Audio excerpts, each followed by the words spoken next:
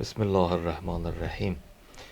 Mübarək Ramazan ayında Allah Teala hər bir kəsin ibadətlərini, itaətlərini, dualarını, hacətlərini ali dərəcədə qəbul eləsin. Allah bizi bu ayın bərəkətindən, rəhmətindən və məğfirətindən uzaq eləməsin inşallah. Maksimum dərəcədə bəhrələnənlərdən, faydalananlardan eləsin. Mübarək Ramazan ayının artıq bir neçə gününü geridə qoyduq. İlahi rəhmət ayı. Və o günlərdən, mühüm günlərdən biri də Qədr gecəsidir ki, mübarək Ramazan ayında Allah Teala Quranda iki yerdə Qədr gecəsinə işarə eləyib. Bərəkətli, mübarək bir gecədir və bundan da əlavə Quran-ı Kərimin də həmin gecədə nazil olmasıdır ki, iki cəhətdən bu gecə şərəfli, əzəmətli bir gecədir, kəramətli bir gecədir. Qədr gecəsi ehtimal olunan, düzdür, arada fərqlər var, müəyyən fərqlər var. Amma ehtimal olunan gecə Əhl-i Beyt məktəbinə əsasən ki, biri Ramazan ayının 19-cu gecəsi, digəri 21-ci gecəsi və üçüncüsü ehtimal olunan, daha çox ehtimal olunan 23-cü gecəsidir ki, bu da Ramazan ayının sonuncu 10 günlüyünə təsadüf edir, 10 günlüyünə düşür. Mübarək Qədr gecəsində əsas elə adı ilə bağlı da demək olar, bunun adından da məlum olduğu kimi, insanlar öz müqəddəratını, öz istəkləri əhya saxlamağına, gecəni səhərə qədər, sübhə qədər, fəcrə qədər ibadətlə, Quran oxumaqla, dualarla keçirtməklə bir növ Allahdan istəkləri budur ki, ilahi mən gələn il mübarək Ramazan ayına qədər necə yaşamaq istəyirəmsə, onu səndən istəyirəm. Yəni, öz bir illik müqəddəratını, təqdirini Allahdan özü istəyir və Allah da öz bəndəsinin istəyi əsasında onun təqdirini yazır. Bundan əlavə bir məsələ də var ki, mən istəyərdim elə o məsələ barəsində danışaq ki, mübarək Ramazan ayının 19-cu gecəsi və 21-ci gecəsi təsadüf eləyən bizim birinci imamımız Əli ibn Əbi Talib əleyhissalamın həm zərbətlənməsi 19-cu gecədə və ikinci də 21-ci gecədə də şəhadətə qovuşmasıdır. Və bu da gəlir, belə deyə, təsadüf edir həmin bu gecəyə. Mən istəyərdim bu barədə danışaq. Niyə görə? Çünki Həzrət Peyğəmbər sallallahu əleyhi o məşhur Şəbaniyyə xutbəsini danışarkən Qəd əqbəl əleykum şəhrullah, Allahın ayı, əzəmətli ayı sizə doğru üz tutub gəlməkdədir və mübarək Ramazan ayının barəsində, fəziləti barəsində və digər məsələlər barəsində məlumatlar verir. Və gəlib xütbənin sonunda da, tamamlayanda da xütbənin sonunu qəmli tamamlayır Həzrət Peyğəmbər sallallahu əleyhi. Neydən xəbər verir? Həzrət Əli əleyhissalamın gələcəkdə şəhadətindən, ümmətindən olan bir şəxsin, özü də onun barəsində buyurur ki, əşqəl əşqiya, bədbəxtlərin bədbəxti ki, sənin saqqalığı qanuva boyayacaq və zərbətləyəcək səni və onun nəticəsində də sən bu dünyadan gedəcəksən, şəhadətə qovuşacaqsan. Və Əli əleyhissalamın da sözü, Həzrət Peyğəmbərdən soruşduğu söz bu olur ki, həmin vaxt mən Allahın dinində mi qalacağam? Həzrət Peyğəmbər müjdə verir ki, bəli. Ondan sonra Həzrət Əli əleyhissalam belə deyək, aram olur, rahat olur və bu şəhadəti də qəbul eləyir. Bu müjdəni də qəbul eləyir. Bu da təsadüf eləyir Qədr gecəsinə. Və sual var burada ki, niyə görə, və çox insanları da maraqlandırır ki, niyə görə axı o cür şəxslə, Həzrət Əli əleyhissalamla ki, onun barəsində Quran-ı Kərimdə Allah Teala təqribən sırf Əli əleyhissalam barəsində 300-dən çox işarə ilə onun fəziləti barəsində ayə nazil edib barəsində danışması. Həzrət Peyğəmbər sallallahu əleyhin Həzrət Əli əleyhissalamın barəsində fəzilətlərinin danışması və bundan da əlavə Həzrət Əli əleyhissalam barəsində yaşadığı dövrdə ta bugünkü günə qədər Əli əleyhissalamın necə bir insan olması, necə üstün bir insan olması, fəzilətlərinin barəsində səxavətidir, şücaətidir, ədalətidir, kəramətidir və s. ki, nə qədər xüsusiyyətlər ki var, onun barəsində belə deyək, yaşam tarixində bir növ tarixə düşüb gəlib bizə çatıb ki, belə bir şəxs, özdə elə bir şəxsdir ki, onun barəsində Allah fəziləti barəsində Allah söz deyib Qurani Kərimdə. Peyğəmbər sallallahu əleyhi fəzilətləri barəsində müəyyən qədər danışıb. Özündən sonraki imamlar, 11 övladı demək olar ki, Həzrət Əli əleyhissalam barəsində fəzilətləri barəsində danışıblar. Böyük nüfuzlu şəxslər, alimlər onun barəsində danışıblar.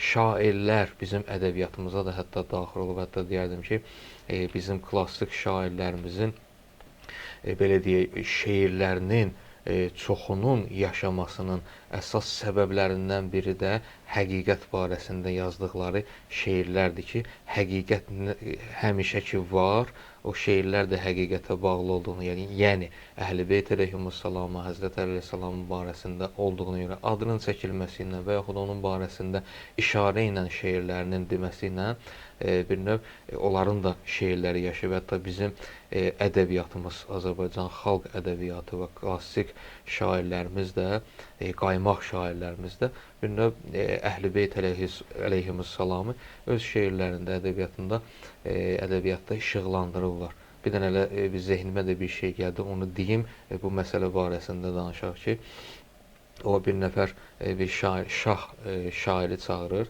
deyir ki, məni tərif elə, mənim barəmdə şeir deyinə. O da başlayır şahın barəsində bir məzmundur da, 3 kupletdən ibarət bir şeir deyir. Məzmunda mübaliğəyə yol verir. Məsələn, müəyyən şeylərdən istifadə eləməklə, günəşdən, aydan deyir ki, sən günəşə bənzəyirsən, məzmunu belədir.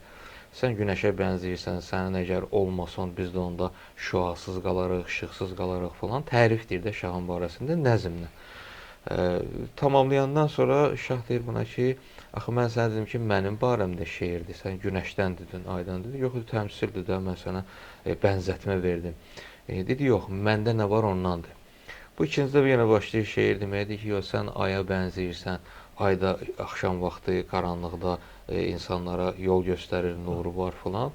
Sən də ay kimi gözəlsən, nə bilim, belə filan. Yenə tamamlayandan sonra şah deyir ki, kişi, mən sənə deyirəm ki, məndən şeirdir. Məndə nə var ondandır. Üçüncüdə və yenə şeiri deyəndə bədahətən deyir ki, sən dağlar arasında uca bir sıldırım dağa bənzəyirsən, böyük dağa bənzəyirsən, əzəmətin var, filan, filan, filan. Qutarandan sonra şah əsəbləşir. Deyir ki, axı, mən sənə dedim ki, məndən şeirdir. Məndə nə var ondan deyir. Günəşdən, aydan, dağdan demə. Nə var onu deyir. Deyir, yaxşı, deyirəm. Başlayır şeiri deməyə. Başlayan kimi deyir ki, sən də insansan, biz də insanıq. Heç bir fərqimiz yoxdur. Sadəcə olaraq bir dənə rütbə fərqimiz var ki, sən şahsan, əmr sahibisən, biz də məmuruq, əmrə tabi olanlarıq falan. Amma buna qalsa, bəzən ola bilər ki, şeirin məzmunu belə deyir, sən bizdən aşağı da ola bilərsən, insanlıq baxımından, fəzilət baxımından. Deyib tamamlayandan sonra şeirin tamamlayan şah deyir ki, hə, nə olsun? Buna görə demirdim də. Deməli, şeirdə əgər bənzətmə olmasa, bir günəşdən, aydan, dağdan, dərədən mübaliğə deyirlər də buna qatılmasa, onda şeirin duzu, dadı olmaz. Yeganə tarixdə, bəşər tarixində yeganə bir şəxsdir ki, onun barəsində elə özünün fəzilətlərini danışmaqda, günəşdən, aydan danışmağa ehtiyac yoxdur. Öz fəzilətləri barəsində danışmaq, elə özü şeirin özünə duz da qatır, şəkər də qatır. O da kimdir? Həzrət Əli əleyhissalam. Və Allah xəbər verib, danışıb, Peyğəmbər deyib, məsum imamlarımız deyib, alimlərimiz danışıb, tarix özü danışır, Qurani Kərim danışır və şairlərimiz, ədəbiyyatçılar danışıblar və hətta qeyri-müsəlmanlar da Həzrət Əleyhisselamın fəzilətləri barəsində danışıblar, məlumat veriblər. Amma buna baxmayaraq, tarix boyu Əli əleyhissalamın şəhadətinə səbəb də budur və ta bugünkü günümüzə qədər bəzi insanlar var ki, Həzrət Əli əleyhissalamın o fəzilətlərini həzm eləyə bilmirlər. Və onunla da düşmənçilik edirlər. Məsələn, Qurani Kərimdə var ki, yuriduna an yutfi'u nurallah bi əffahihim. Onlar istəyirlər Allahın nurunu üfürməklə, ağızları ilə söndürsünlər. Çox maraqlıdır ki, yuriduna keçmiş zamanda gəlmir, istəyirlər. Yəni, indi də var. ki, bu Allahın nurunu söndürməyə çalışırlar. Təbii ki, bunu söndürmək mümkün deyil. Allahu mutimmu nurihi bir neçə yerdə gəlir Quranda bu ki, Allah vəd verib öz nurunu tamamlayacaq. Arada amma həmin o düşmən olan insanlar özlərini bədbəxt edirlər. Əleyhissalama qətlə yetirən, zərbə vuran Əbdürrəhman ibn Mülcəm idisə, ki, onun barəsində əşqəl əşqiya deyir Həzrət Peyğəmbər, bədbəxtlərin bədbəxti. Kim də onun o əməli ilə razıdırsa, o da elə əşqəl əşqiyadır. İstər o dövrdə olsun, istər indiki dövrdə olsun. Və maraqlı tərəfi budur. Axı, niyə görə Allahın nuru olan bu şəxslə, Həzrət Əli ibn Əbi Taliblə insanlar istər qədim dövrdə, istər indiki dövrdə onu həzm eləyə bilmirlər, fəzilətlərini, üstünlüklərini, onu ilə gəlib düşmən olurlar. Səbəb görəsən nədir? Bismillahirrahmanirrahim. Əvvəla təşəkkür edirəm sizə bu gözəl mövzu ilə bağlı fürsət yaratdınız ki, biz də burada savab payımız olsun. Bu suala əziz Peyğəmbərimizin bir hədisi ilə istəyirəm cavab verəm. Ağa Rəsulullah buyurur ki, kim Adəmin elmini, Adəm Peyğəmbərin elmini ki, Quran-ı Kərimdə var, Əlləməl Adəmə, Allah Teala öyrətdi də Adəmə. Yəni, nələr öyrədi və ondan sonra mələklərə dedi ki, indi soruşun və nə öyrətdisə, əziz Peyğəmbərim buyurur ki, həmən o elmi istəyirsənsə, Əliyə bax. Nuhun əzmini, Nuh Peyğəmbərin o dözümlülüyünü ki, məsələn, 950 il bu kişi təbliğ elədi, insanları Allaha dəvət elədi. Əvəzində nə oldu? Ələ saldılar, bu nə gəmidə tikirsən, heç bu yağış yoxdur buralarda. 950 il ələ saldılar, qaçdılar, gəlmədilər Nuh Peyğəmbərə, amma dözdü, əzm göstərdi. Kim bu əzmi istəyirsə, Həzrət Əliyə baxsın. İbrahim Peyğəmbərin helmini, kim İbrahim Peyğəmbərin helmini istəyirsə, Həzrət Əliyə baxsın. Hansı helm? Aparıb ailə uşağını Allahın əmri ilə çöllükdə qoyur. Bıçağı kəsir, övladının boğazını kəsir. Bunlar hamısı Allah Teala'ya təslim olmadı. Allah Teala'nın sözünə əməl etmədi birbaşa. Bunu görmək istəyirsən, Həzrət Əliyə bax. Musa Peyğəmbərin o bizim dillə desək, zirənçliyini, bacarıqlığını axtarırsansa, Həzrət Əliyə bax. Hansı ki, Fironun evində böyüdü, onun sarayından silahlar çıxartdı, yenə də onun əleyhinə mübarizəyə qalxdı. Yəni, Allaha xatir ki, Allahın əmrini üstün tutdu. Onun əleyhinə, yəni o bacarıq ki, onda var idi. İstəyirsən onu görmək, Həzrət Əliyə bax. Və İsa Peyğəmbərin zöhdünü ki, İsa Peyğəmbər hansı bir zöhdlə yaşadı. Yeganə Peyğəmbərdir ki, evi yox idi. Ev tikmədi özünə. Yəni, belə bir zöhddə Həzrət Əliyə bax. O zöhdü görmək istəyirsiniz.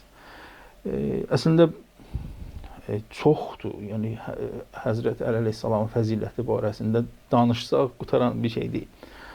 İndi bu, əziz Peyğəmbərimizdən hədisdir deyə mən də cəsarət tapıb deyirəm ki, Rasulullah buyurur ki, insanların sənin haqqında azmasından qorxmasaydım, sənin fəzilətlərini deyərdim. Hələ deməyib, insanlar bu günləri nə qədər azdılar, Əli Allahlar oradan, nə bilim, bəziləri belə, bəziləri elə. Qulub əhli və s. Fitnənin, nə bilim, bu gözü götürməmək, həsəd, bunlar hamısı elə Həzrət Əleyhisselamda olan fəzilətlərdən başladı və bu da səbəb oldu ki, gəldi. Hətta xəlifə seçiləndə belə yenə ondan razılaşmadılar, yenə onun sözünü qəbul eləmədilər. Bu da yaxşı bir hal deyildi İslam ümməti üçün. Əziz Peyğəmbərdən sonra belə aralaşmalar, İmam Əleyhisselamı tək qoymalar, bunlar hamısı illər öncəki o sinələrində yığılan, toplaşan çinələri idi, əleyhissalama qarşı olan nifrətləri idi ki, gəldi özünü göstərdi. Və ta Həzrətin şəhadətinə qədər gətirdilər, çıxartdılar bu fitnəni. Hacı, çox gözəl bir mətləbə toxundunuz burada. Həzrət Əli əleyhissalamın o üstünlüklərini hələ Həzrət Peyğəmbər sallallahu əleyhin dili ilə qeyd elədiniz, hədisin vasitəsilə ki, bir neçə peyğəmbərin xüsusiyyəti ki, o xüsusiyyətləri əgər görmək istəyirsənsə, onda Əli əleyhissalama bax. Özü də deyərdi ki, bir var ki, Həzrət Nuh Peyğəmbər məsələn əzm göstərdi. Amma hardasa 5 ya 6 Peyğəmbər adı çəkdiniz. Bir Peyğəmbərdə bir neçə xüsusiyyət yox, bir xüsusiyyət bariz olub, özünü göstərib. Amma Əli əleyhissalamda Həzrət Peyğəmbər buyurur ki, bir neçə xüsusiyyət, məsələn, İbrahimin helmini, Həzrət Nuhun əzmini, Adəmin elmini, bir neçə Peyğəmbərin xüsusi, yəni onlara özəl olan bir xüsusiyyəti Əli əleyhissalamda. Təbii ki, bu da, onda belə deyək, bəzi insanlarda ki, qəlblərində onların kin var idi, Əli əleyhissalamın üstünlüyünü qəbul edə bilmirdilər. Ona görə gəlib bəziləri məsxərə elədilər, bəziləri ondan artıq və gəlib sonu da nə ilə nəticələndi, düşmənçilik eləyib və sonunda şəhadətlə. Çox da maraqlıdır ki, Əli əleyhissalamın şəhadətini gətirib fəzilətli olması üçün gör nə qədər bədbəxt insandır ki, gətirib mübarək bir gecəyə salıb ki, savabı çox olsun Qədr gecəsində. O barədə danışarıq inşallah. Mənim zehnimə bir şey də gəldi. İstəyərdim onu da danışaq bu barədə. Belə fikriniz olsa onu da qeyd eləyərsiniz. Bəziləri hətta indiki zamanda məsələn mən istəyirəm Əli əleyhissalamın ibadətinə toxunaq.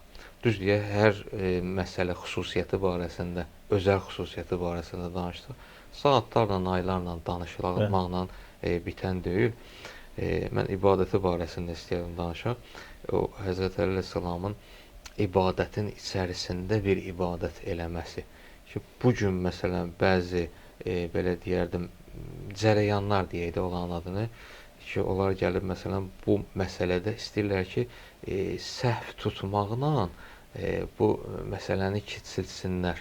Necə ki, ayədə Allah Taala üstün bir əməl kimi qeyd eləyir onu ki, innəmə vəliyyukumullah və rəsuluh vəllezina amanu və yuqimussalata və yutunaz zakata və hum rakiun vəllezina yutunaz zakata və hum rakiun. Ola bilər ayədə hansı yerini düz demədim, amma tərcüməsi belədir ki, sizin vəliyiniz, rəhbəriniz yalnız Allah və onun rəsulu və iman gətirib, namaz qılıb, rüku halında zəkat verənlərdir. O da tarixdə bir nəfər olub ki, o da kimdir? Həzrət Əli əleyhissalamdır ki, öz üzüyünü 2 rükət müstəhəb namaz qılan zamanda bir sahilə uzatdı ki, o da oradan götürsün. O sahildə, yəni belə deyək də, yolçu idi. Bir yolçu idi ki, gəlmişdi, öz ehtiyacını bildirdi. Əleyhissalam üzüyünü verdi ona. Bunun barəsində söz burada budur ki, sədəqə vermək özü bir dənə ibadətdir. Namaz da özü bir ibadət, digər bir ibadət. Əli əleyhissalam ibadətin içərisində bir ibadət elədi. İndi gəlib bunda səhv tuturlar, deyirlər ki, necə olur, danışırlar, tarixdə var, deyirsiniz, hətta bunu da səhv kimi deyirlər, amma qəbul eləyib bu cəhətdən deyirlər ki, istəyirlər bunu qəbul eləməklə digər məsələni bir səhv çıxartsınlar. Deyirlər ki, necə olur, döyüşlərin birində idi ki, Əli əleyhissalamın ayağına ox batmışdı, nə qədər istədilər çəksinlər, çıxartsınlar, ağrısından dözə bilmədiyinə qoymadı çıxartmağa. Və bir nəfər dedi ki, əli namazda olanda gəlib ondan ayağından çəkib çıxardarsınız. Çünki namazda olanda o bütün vücudu ilə, bütün diqqəti ki, ilahi olur, Allah yanında olur, o heç bir şey hiss eləmir. Nə ağrı, nə bir şey. Belə deyək də, dünyadan təcrid olur. Onu da çəkib çıxarda bilərsiniz. Doğrudan da namazda deyə gəldilər, çəkdilər ayağından, çıxartdılar. Bir necə olur ki, Əli əleyhissalam namazda ayağından oxu çəkirlər, çıxardılar, xəbəri olmur, amma bir nəfər dilənçi gəlib keçir oradan, ondan belə deyə də, necə oldu ki, bunu bildi, bunu hiss elədi. Əgər demirsiniz təcrid olur dünyadan, bu necə ibadət eləyəndir. Yaxşı, bunu qəbul eləsə, əslində birinci burada budur ki, bu insanlar məntiqlə düşünmürlər ki, əslində sən bu məsələni səhv tutmaq istəyirsənsə, nə Əli əleyhissalamın özündən səhv tutursan burada məsələdə, nə Əli əleyhissalamın barəsində fəzilətlərini danışanlardan səhv tutursan. Birbaşa nəuzubillah Allahın özündən səhv tutursan. Əgər Allah ayədə, Qurani-Kərimdə bu əməlin özünü üstün bir əməl sayırsa, sən gəlib üstünlüyünü vurmaq istəyirsən, nəuzubillah onda Allahın özünü səhv çıxartmaq istəyirsən, Qurani-Kərimi səhv çıxartmaq istəyirsən. Düzdür, onun da cavabı var. Əli əleyhissalamın necə oldu ki, həmin şəxsi bildi. O bir hədisimiz var. Soruşurlar ki, Allah hardadır? Həzrət Peyğəmbər sallallahu əleyhidən buyurur ki, Allah sınıq qəlblərdədir. Kimin qəlbi ki sınıb, Allah həmin qəlbidədir. Əli əleyhissalam da namazı başlayanda alimlərin sözü təbii ki, namazı başlayanda o Allahu Ekber təkbirətül ehramı deməmişdən qabaq insan ibadətdə nəyi axtarır? Allahı. Əli əleyhissalam da ibadətdə Allahı axtarır. Həmin o sınıq qəlbli insan sail gəlib onun yanından keçəndə Əli əleyhissalam Allahı orada tapır. Ona görə də üzüyü sədəqə olan mübanında verir ona. Əli əleyhissalamın ibadəti barəsində istəyərdim bax bu barədə danışaq. Hacı, baxın, məsələn, səxabəti barəsində, şücaəti barəsində, digər üstün fəzilətləri barəsində müəyyən qədər anlamaq olar ki, məsələn, həzm eləyə bilmədilər də, üstün idi bizdən.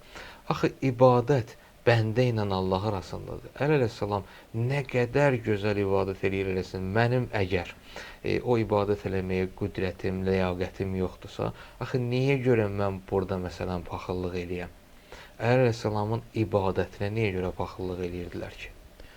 Hacıcan, Əli əleyhissalamın ibadətə baxışı çox fərqli idi. Bizim baxışdan çox fərqli idi. O Həzrət buyurur ki, mən nə cəhənnəm odun qorxusundan namaz qılıram, nə Allahın behiştinə görə namaz qılıram. Mən sırf Allah Taalaya layiq olduğu üçün namaz qılıram. Bu baxış tam fərqlidir. Ki o sonra da hədisin ardında var ki, behiştə görə namaz qılanlar tacirlərin namazı kimidir, nə bilim, nəsə umurlar Allah Taaladan. Bu birisi qulların ki, qorxusundan, cəhənnəm qorxusundan namaz qılırlar.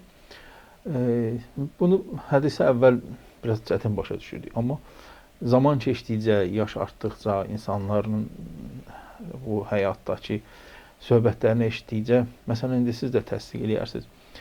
Bir adam elə evdə başlayıb namaz qılmağa, atası namaz qılıb, bu da atasından öyrənib namaz qılıb. Bu namazı bir cür.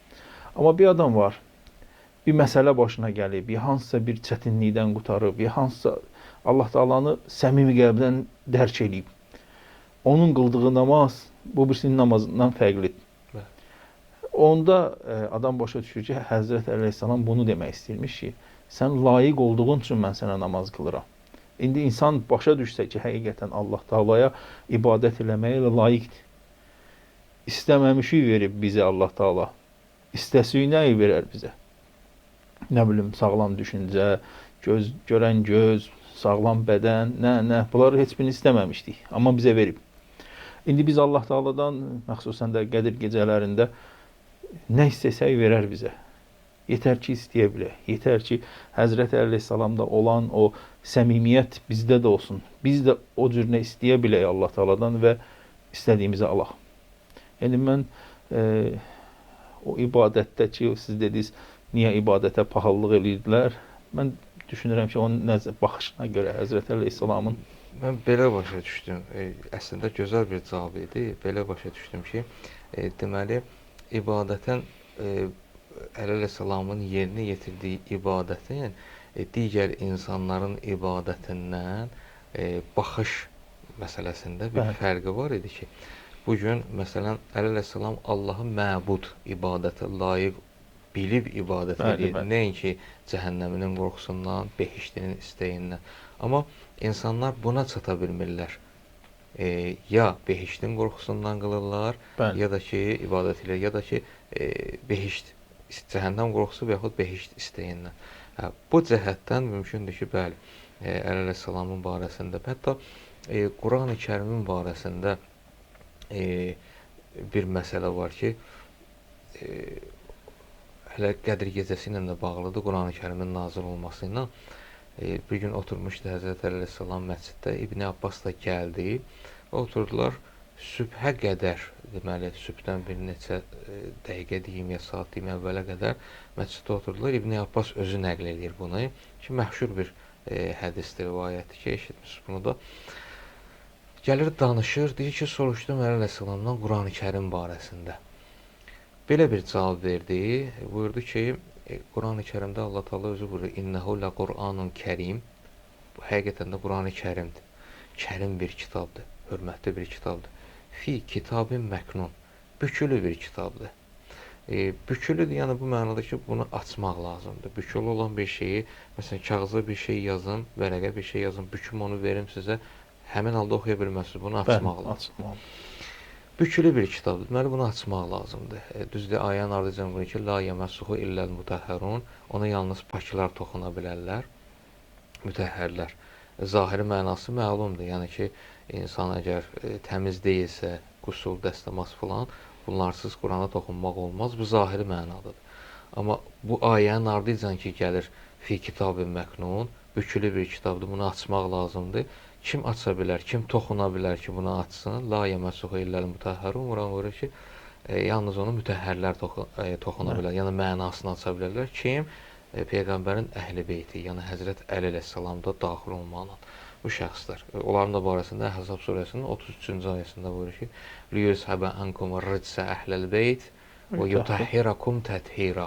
Deməli, bu insanlar da əhl-i beytdir. Peyğəmbər sallallahu aleyhin əhl-i beyti. İbn Abbas nəql edirdi ki, soruşdum Quran barəsində, buyurdu ki, Allah Taala yerin və göylərin, bütün hamısının və onların arasında olanların, kainatın, bütün orada olanların sirlərini Allah Taala yerləşdirib Qurani-Kərimdə. Vardicən buyurur ki, bütün Qurani-Kərimin özünü də Allah Taala yerləşdirib Fatihə surəsində. Və Fatihə surəsinin də hamısını yerləşdirib onun birinci ayəsində. Bismillahirrahmanirrahim. Həmin ayədə. Görün necə yığır. Və Bismillahirrahmanirrahimi də Allah Taala yerləşdirib onun birinci hərfində. Bə hərfində. O bə hərfinin birinci hərfində, bə hərfinin də nöqtəsi mənəm. Düzdür, bu barədə bəzi adamlar, məsələn, iradlar tuturlar ki, xəttatdıq növləri ki var, məsələn, kufi xətti filan, orada heç nöqtə yox idi. İndi sonralar insanlar rahat oxusunlar deyənə, o qrammatikada nöqtələr filanlar da təşkil olundu, qoyuldu. Həmin vaxt heç nöqtə yox idi. Orada nöqtə bu mənalıdır ki, insan qələmi ki, vərəqin üstünə qoyub yazmağa ki, başlayır, qoyanda ki, birinci nöqtə düşür ora, həmin nöqtədən söhbət gedir. Yəni, həmin o nöqtə mənəm. Yəni nə? Həzrət Peyğəmbər sallallahu aleyhi və ki, ənə mədinətül ilm və əliyyun babuha. Mən elmin şəhəriyəm, Əli də onun qapısıdır. Kim də şəhərə daxil olmaq istəyirsə, hətta Quranda buyurur ki, və'tul buyuta min əbvabiha. Evlərə hardan daxil olun? Pəncərədən, bacadan yox, qapılarından daxil olun. Yəni, İslama daxil olmaq istəyən, elmə daxil olmaq istəyən, həqiqətə daxil olmaq istəyən bir dənə yol var. Həzrət Peyğəmbər buyurur ki, o qapıyı Əlidir. Həzrət Əleyhissalam özü buyurur İbn Abbasın dili ilə ki, Qurana daxil olmaq istəyirsənsə, yenə də hardan daxil olasan? O qapıdan. Yəni, mənsiz Qurana daxil olsun, həqiqətə tapa bilməyəcəksən. Və çox da maraqlıdır ki, bəlkə də burada bir hikmət var ki, Allah Taala bu mübarək gecədə iki hadisə baş verib. Bir Qurani-Kərimin nazil olmasıdır. İnna ənzəlnahu fi leylətil qədr. Biz onu, Qurani-Kərimi Qədr gecəsində nazil elədik. Və Qədr gecəsi ehtimal olunan gecədə də və ikisində ki, ehtimal olunur, o gecələrin birində Əleyhisselamın zərbətlənməsi və digərində də şəhadətidir ki, Əleyhisselamıdır. Yəni, qapını da Allah Taala getirdi, həmin gecəyə saldı. Və mən deməzdim ki, bu bir təsadüfdür. Bəlkə də Allah Taala'nın bir hikmətidir.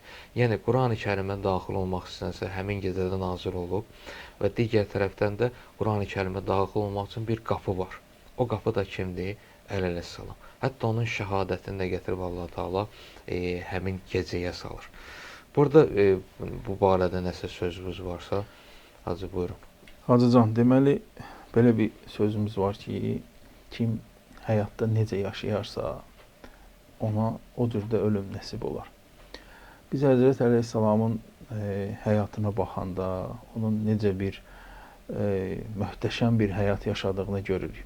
Hansı sahədə, bayaq sadaladınız, hansı sahədə baxsaq birincidir. Səxavətdə birincidir, elmdə birincidir, təqvada birincidir, müsəlman olmaqda birincidir. Hara baxsaq birincidir. Ona görə də Allah Taala Həzrətə bir ölümün ən üstünü olan şəhadəti verdi. Hansı gecədə verdi? Gecələrin ən üstünü olan gecədə. Hansı ayda? Ən üstün ayda. Ən üstün ayda. Mübarək Ramazan ayı. Hansı halda? Namaz halında. Namaz halında şəhid olmaq. Hansı namaz? Ən üstün namaz, sübh namazında. Necə yaşamışdısa hamısında birinci idi. Özdə harda, hansı məkanda? Harda? Allahın Məsciddə. Məsciddə. Yəni Allah Taala elə bir hazırlamışdı hər şeyi onun üçün ki, burada olmalıdır. Burada olsun. Yəni bu kişiyə yaraşan ölüm budur. Ona görə də Həzrətin şəhadəti ilə siz demiş, Allah Taala'nın istəyi idi ki, gəlsin, bura təsadüf eləsin, burada olsun. Ey kaş tanıyaydıq Həzrət Əli əleyhissalamı ki, kişi necə yaşadı. Kaş hamılıqla o Həzrətin yaşadığı kimi yaşayaydıq. Kaş universitetlər açılaydı, bu kişi barəsində danışılaydı, dərslər veriləydi. İnsanlar, onda mən deyərdim ki, heç nə bu qədər müharibə olardı, nə bu qədər fəsad olardı, nə bu qədər çətinliklərə düşərdik. Amma inşallah ümid eləyək ki, gələcəkdə olar belə bir şeyimiz. Onda dünya cənnət olardı, behişt olardı. O, mən istəyərdim bir hədisi də elə sizin dilinizdən eşidək. Həzrət Əli əleyhissalamın üstünlüklərindən, fəzilətlərindən biri də onun səxavətli olmasıdır. Biri ya ki, bu barədə danışaq. Mən o məşhur Füzulişünas, Allah rəhmət eləsin, Ələmdar Mahirin Əli əleyhissalamın dilindən sanki Əli əleyhissalam özü rəcəzləyir. Bir neçə beyt şeiri var onun. Səxavəti barəsində deyir ki, mən Əli əleyhissalam özü deyir, rəcəz oxuyur. Mən səxavət sözünü eyləmişəm dildə şüar. Xatəmi taim mənə qibtə edər leyl-i nəhar. Göstərən dəmdə səxa, bilmərəm əsla miqdar. Haqq yolunda verərəm sailə süfrəmdən nə var? Doğrayıb nəfsimi imanıma iftar açaram. Çox gözəl bir beytdir səxavəti barəsində. O bir məşhur bir hədis var idi ki, bir gün gəlirlər Qəmbərə xəbər verirlər ki, Əli əleyhissalamın səxavəti coşub. Necə idi o hədis? İstəyərdim sizdən eşidək. Ümumiyyətcə Həzrət Əli əleyhissalam kim Allaha and verərdisə, Allah haqqı üçün istəyərdisə, əlində nəyi vararsa verərdi. Və hətta o bir sail ki, Əli əleyhissalamdan istədikcə Əli əleyhissalam verir, təşəkkür, Allaha şükür etdikcə Əli əleyhissalam artırır, verir. Bir zaman gördülər ki, Qəmbərin səsi ucaldı, ah çəkdi. Deyirlər, nə olub ki, bəs o sahil gedəndən soruşdular ki, bu nə səsi idi sən durduğun yerdə? Dedi, qorxdum ki, Əli əleyhissalam məni də verər ona. Yəni, bu həddə səxavəti coşa gəlib. Ona görə Əli əleyhissalam səxavətdə də birinci idi, səxavətdə də. Gecələr ən çox məlum olan şəhadətindən sonra məlum oldu ki, gecələr, nə bilim, kör kişi üçün yemək apararmış.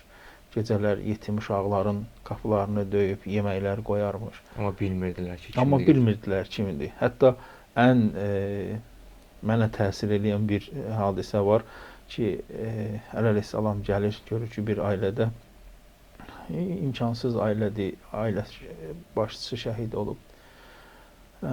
Uşaqlar acdır, ağlayır.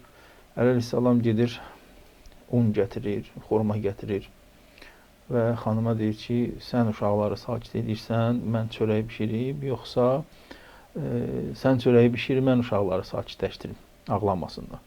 Xanım deyir ki, bəs yaxşı olar ki, mən bişirim, siz uşaqlara baxın. Əli əleyhissalam orada uşaqlarla vaxt keçirir, onların başına qatır, onlar üçün oyunlar düzəldir. Ta bir zamanda ki, xanım da çörəyi bişirir, gətirir, uşaqları yedizdirirlər. Orada şikayət edir. Deyir ki, ay kişi, Allah səndən razı olsun. Sən gəlib bizə baş çəkirsən, amma Əlinin bizdən xəbəri yoxdur. Qonşular orada xanıma deyir ki, vay olsun sənə, elə Həzrət Əli özüdür bu.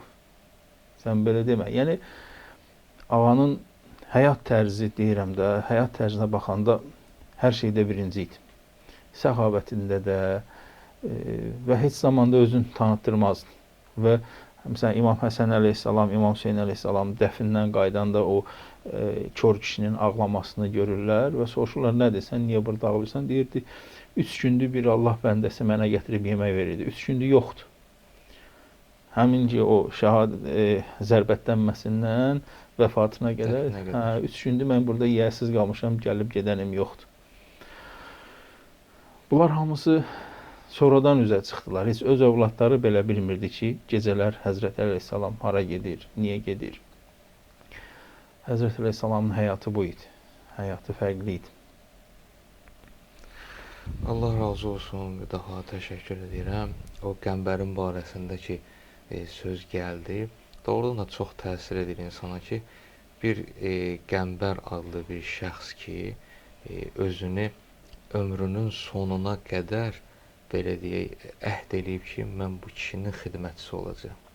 Və ömrünün sonuna qədər də, daha doğrusu Əleyhissalamın şəhadətinə qədər də qəmbər ona sadiq qalır və onun ürəyindən gələn sözdür ki, qorxurdu ki, birdən Əleyhissalamın səxavəti tələb eləyər ki, səxavəti coşar, onu götürsün, azad eləsin və yaxud kiməsə versin səxavətindən. Ona görə qorxurdu. Hətta qəmbər elə bir şəxs idi ki, özü istəmişdi Əleyhissalamdan ki, məşhurdur da bunu, özü bir cəngavər olub, özü hətta sərkərdə olub, qoşun başçısı olub, özü də Məsihi olub. Həmin o adı da mənim indi tarixdə var, adı yadımda qalmayıb. Bir gün özündən iddia eləyəndə gəlir, hansısa döyüşdə qələbə çalırlar, bir neçə döyüşdə və şahın, həmin o məmləkətin şahının Həbəşistanda olur səhv eləmirəmsə. Orada şahın qızına elçi düşür. Şah da çağırır bunu, deyir ki, mən razıyam qızı sənə verməyə. Hətta razıyam ki, sən mənim vəliəhdim olasan. Məndən sonra kürəkənim, həm də ki, şahsən olasan. Amma bir dənə istəyim var səndən. Sən ki, belə şücaətdə öyünürsən, Hicazda bir nəfər var, Əli İbn Əbi Talib adında. O da şücaətdə ad çıxartmış bir şəxsdir, pəhləvandır. Sən onun başını mənim üçün gətirsən, bilərəm ki, daha dünyada səndən üstün şücaətli bir pəhləvan yoxdur. Ondan sonra mən də qızı sənə verərəm və vəliəhdim də olarsan.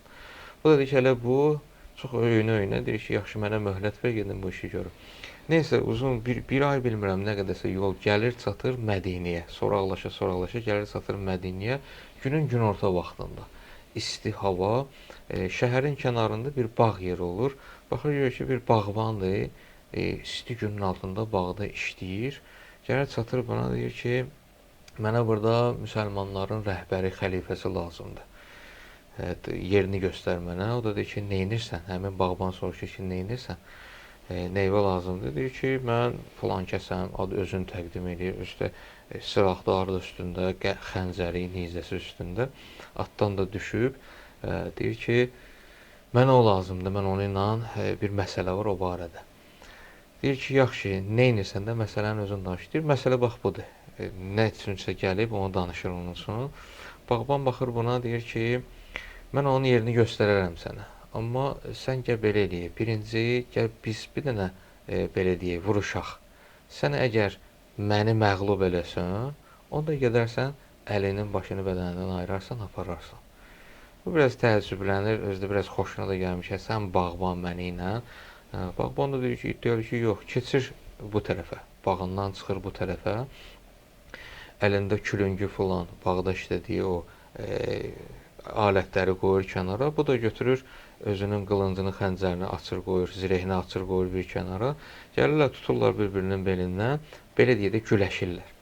Elə birinci həmlədə bu bağban bunu çevirir, qoyur yerə, arxasını vurur yerə, o cür pəhləvanı. Dizini də qoyur sinəsinin üstünə. Bu nə qədər təkan verir ki, qalxsın, nə qədər təkan verir ki, qalxsın, görür ki, yox, bu diz başqa dizlərdən deyil. Elə bil ki, mənim üstümə dünyanın yükünü qoyublar. Tərpənə bilmir, sinəsinin üstündə dizi. Deyir ki, sən Allah, sən kimsən? Deyir, nəyə görə soruşursan ki, mən kimim? Mən adı bir bağban.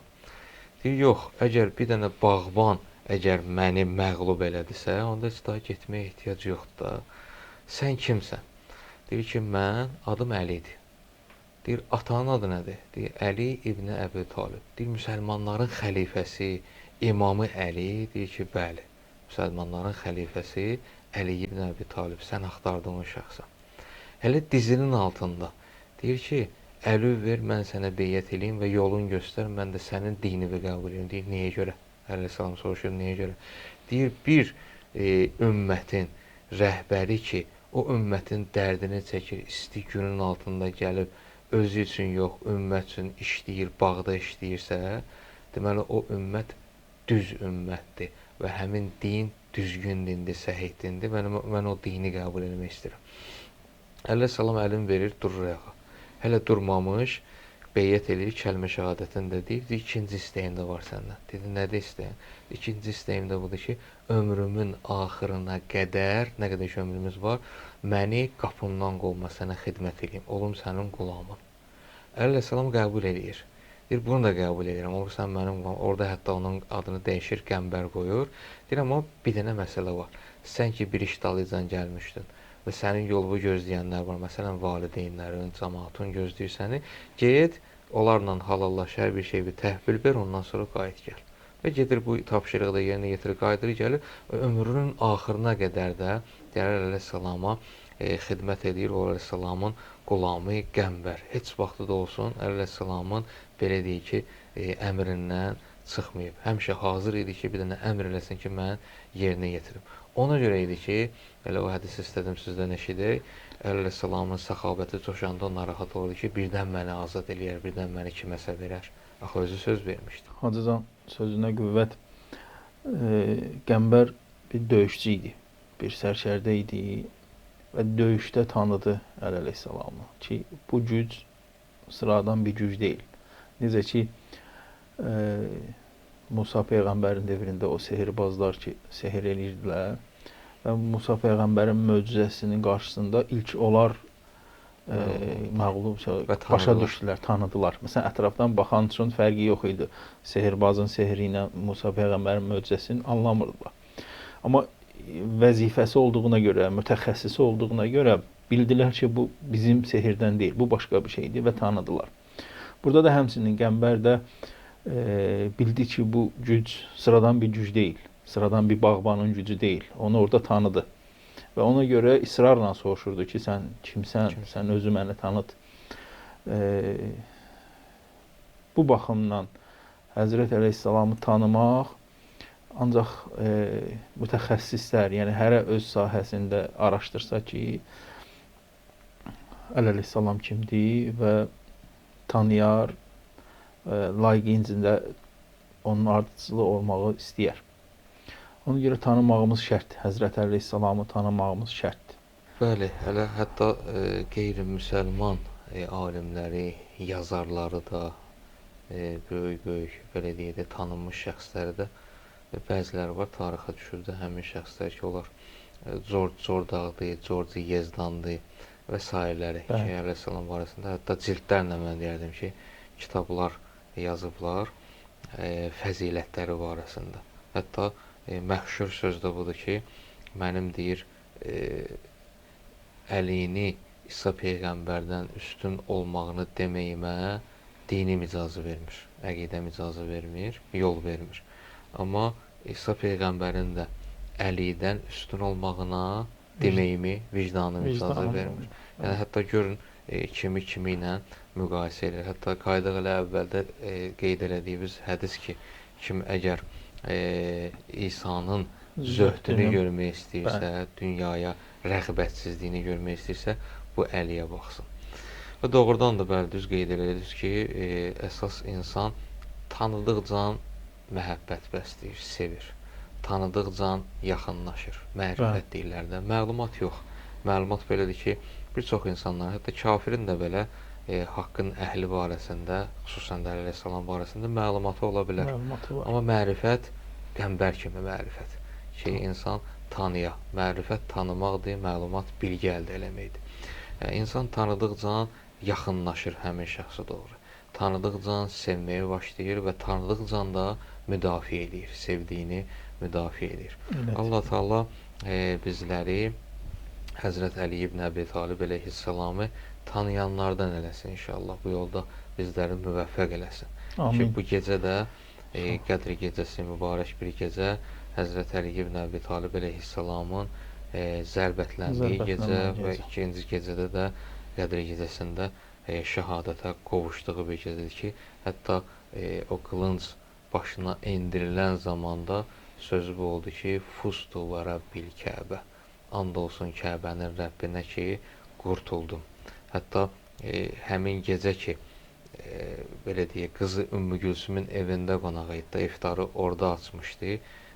Xanım Ümmü Gülsüm deyir ki, görürdüm atam Əli tez-tez gedir, baxır, göyə baxır, gəlir, elə bil ki, narahatdır. Soruşdum ki, atacan, nə olub, niyə görə narahatsan? Cavabı belə oldu ki, bu gecə Peyğəmbərin mənə vəd verdiyi gecədir. Barəsində mənim üçün danışdığı gecədir. Elə bir tələsirdi, harasa getmək istəyirdi. Hətta iftar açan vaxtında da getirdi 2 növ yemək qoydu, qida qoydu qarşısına qızı. Dedi ki, çağırdı ki, qızım gəl bunlardan birini götür. Nə vaxt görmüsən ki, aton Əli süfrəsində 2 cür yemək olur. Öz 2 cür yemək nə idi ki, arpadan yoğurulmuş, arpa unundan bişirilmiş çörək idi, özü də quru halda, isladıb yeyirdi. Və digəri də 2 dənə yemək növü nə idi? Bir sirkə idi deyilənə görə, biri də ki, süd idi. Dedi, ikisindən birini götür. Dedi, hansını götürüm? Dedi, südü götür. Və çörəyini, o arpa çörəyini, quru çörəyi o sirkədə isladıb onu ilə iftarını açdı və həmin gecədə məscidə gedəndə sübh vaxtında o və qeyd elədiyimiz kimi şəhadətə qovuşdu. Allah Taala bizləri Həzrət Əli ibn Əbi Talib əleyhissalamın bu dünyada mərifətindən, məhəbbətindən, vilayətindən, kəramətindən, axirətdə də şəfaətindən ayrı salmasın inşallah. Nəsə sözünüz varsa buyurun. Mən sonda bunu demək istəyirəm. Həzrəti ki, dedik, gecədə zərbətləndi və o ki, yetimlər üçün hər axşam yemək aparardı. Bu zərbətləndən bir gün sonra gördülər ki, məsələn, hər gün qapıya gətirib xurma qoyan gəlmədi, nə bilim, çörək gətirən gəlmədi. Artıq cəmaət yavaş-yavaş başladı. Hamı da eşitmişdi ki, Əli əleyhissalam zərbətlənib məsciddə və demək olar, bildilər ki, kimdir, yetimlər atası kimdir. O Məlun İbn Mülcəmin zərbətindən sonra həkim demişdi ki, sənə süd lazımdır, süd içəsən. Və səs də yayıldı ki, Həzrətin dərmanı süddir. Hamı uşaqlar da indi neçə vaxtı təşəkkür ünvanında hamı süd gətirir. Və söz çatır, məsələn, bir yetimə ki, onun heç ayaqqabısı da yox idi gəlməyə. Və gedir, o süd satandan südü bizim dillə desək nisiyə alır ki, sən mənə südü ver, pulum yoxdur almağa. Sabah mən gələrəm, sənin nə işin var görərəm. Bəs Həzrət Əliyə süd çatdırmalıyam. Hələ bilmir də, yəni digər uşaqlar aparıb. İndi o birisilərin ayaqqabısı var, qaça-qaça gedən kim, tez gedib çatan kim. Üzr istəyirəm, belə olur ki, öz çəkmələrini verir, zamin qoyur. Zamin qoyur ki, bəs mən südü aparım, çatdırım və o daşların istisi, ayağın əzilməsi biraz gec gəlir, çatır. Kasadan südü dağıda. Dağıda gəlir, çatır. Və görür ki, nə qədər adam var burada, mən axırıncıyam, ümidi üzülür, oturur bir daşın qırağında, özü üzülür ki, bəs mən gecikdim. Öz-özünə narahat olmağa başlayır, birdən qapı açılır, İmam Həsən əleyhissalam həmin uşaqdan südü götürür. Yəni Həzrət əleyhissalam o anda belə göndərir ki, ged o uşaqdan südü götür. Ki, nə qədər ixlasanə, nə qədər məhəbbətlə gətirmişdi o südü. Kaş o uşaq Həzrət Əlini tanıdığı kimi bizlər də o mərifətə sahib olaq, bizlər də Həzrət Əleyhissalamı layiqincə tanıyaq, onun ardıcıllarından olaq. Və ən böyük arzum həm özümüz üçün, həm xalqımız üçün budur ki, o qəbir gecəsi hamımız üçün var da. Kaş qəbrimizin o əvvəl gecəsi Həzrət Əleyhissalam başımızın üstünə gələ. Bunun üçün də yenə dediyim kimi o Həzrət kimi yaşaya bilsək inşallah qəbrimizin əvvəl gecəsi, o qorxulu gecədə bizi tək qoymaz. Yanımıza gələr. İnşallah. Söz verib əslində. İnşallah. Söz verib ki, mən yəmut yərəni. Kim ölsə məni görəcək. Bəli. İnşallah. Bir fərq var ki, kim Əleyhissalamın məhəbbəti varsa, xoş simada gələcək. Bəli. Amma kimsə düşmənçilik eləyibsə, mən yəmut yərəni o da görəcək. Özü bu. Qəzəbli halda görəcək. Allah nəsib eləsin bizdə mehriban, gülərüz simada ağanı həmin o çətin anımızda ziyarət eləyə bilək inşallah. Təşəkkür edirəm Hacıcan. Bir daha Allah Teala bizləri mübarək Ramazan ayından, mübarək Qədr gecəsindən, bu Qədr gecəsində nazil olan Qurani Kərimdən və vəliyimiz, imamımız olan Əli ibn Əbi Talib əleyhissalamdan dünyada da, axirətdə də ayrı salmasın inşallah. İnşallah.